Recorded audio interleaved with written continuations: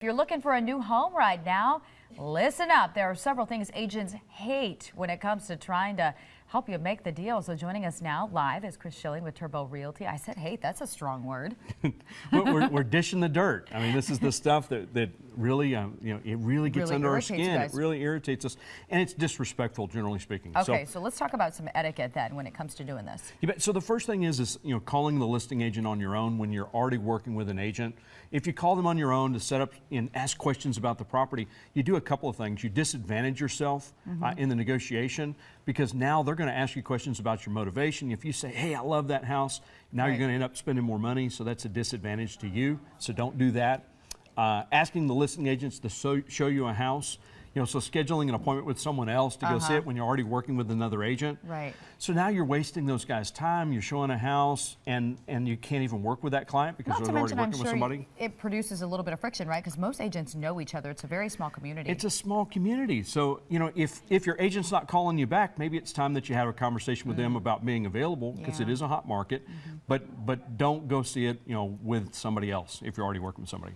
Scheduling houses to see when you're not pre-approved. Oh, so talk to a lender first. Make sure that it's within your budget.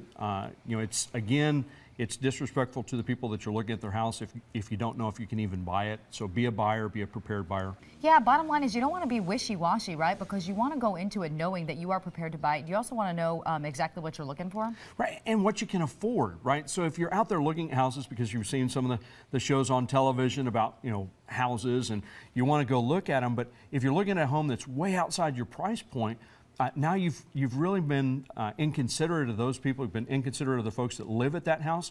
I mean, it takes an ordeal. They have to clean the house and pack up the dogs and the kids, and then get out of the house for an hour, hour and a half. Yeah. And you can't even buy it. That's really not kosher. It's really uncool to do that to both the agents as well as to the homeowner. Okay, we have a few seconds left, and I want to get to the last point, which is, bottom line is, we know that life happens, but you don't want to cancel last minute. I mean, try hard not to. Yeah, it takes a lot to get that house ready to show, and so if you cancel the appointment at the last minute, they can't undo those things. They've come home from work, they've got the dogs, and they put them in a kennel, or they took them away to like doggy daycare. So don't cancel the appointment at the last minute. Be prepared. Go drive the neighborhoods. Make sure it's a house that you want to look at before you make those appointments, and be respectful of all the parties. Well, we want to get into our dream home, so we don't want to make any agents upset. So hopefully you listen up. Thanks, Chris.